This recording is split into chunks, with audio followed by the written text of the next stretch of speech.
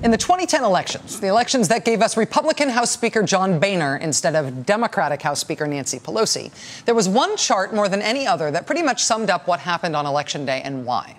These were the heavyweights when it came to outside spending that election cycle. These were the 10 groups that spent the most money on that election that year. 6 of the 10 groups spent big time on the right, and they were led by the corporate-funded U.S. Chamber of Commerce, which was far and away the biggest spender that year. Almost all of the groups spending on behalf of Republicans in 2010 were corporate-funded groups like that, business groups. The only major spenders on behalf of Democrats that year were unions. That was it. And they only made up 3 of the top 10 spenders.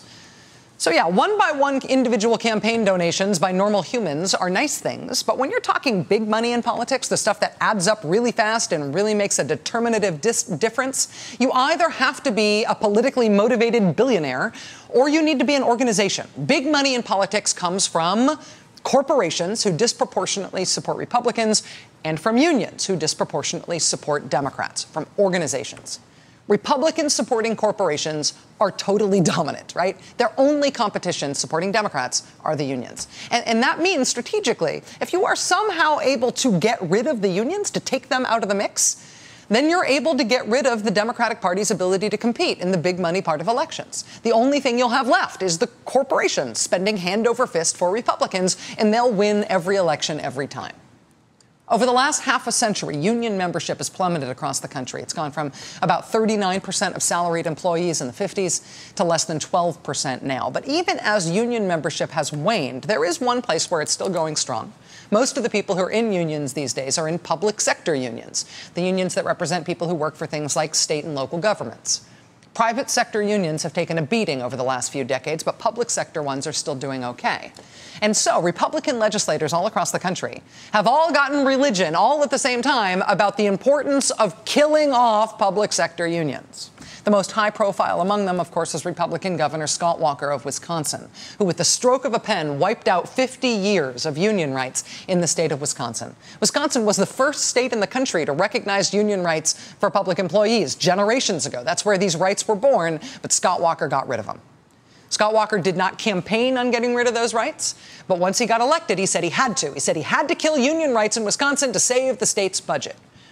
When the unions said yes to all of the financial concessions that he asked for, and he still wanted to kill them off, it became clear that it wasn't about money. It was not about the budget. He wanted to get rid of union rights in order to get rid of unions altogether.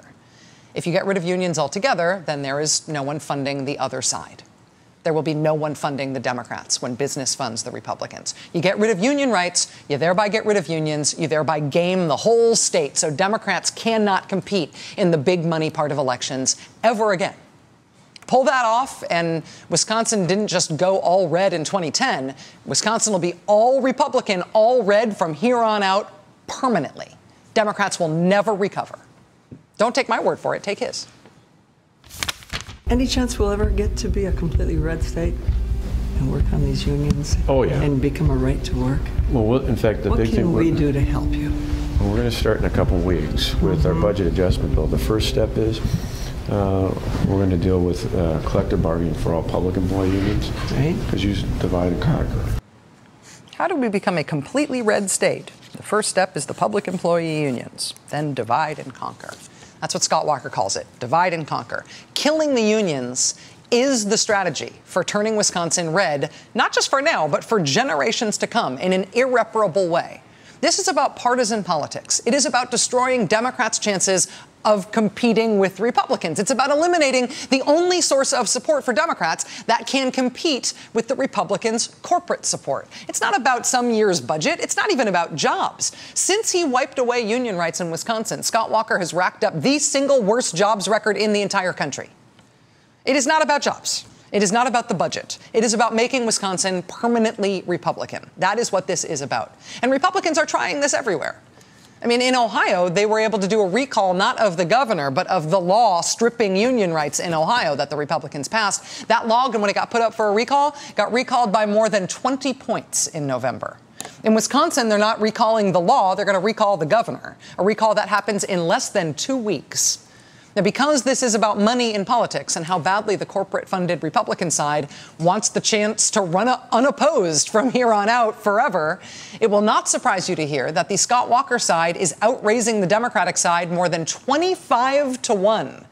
25-1 against the Democrats in this recall election that will essentially decide if Democrats ever get to really compete with Republicans in elections again.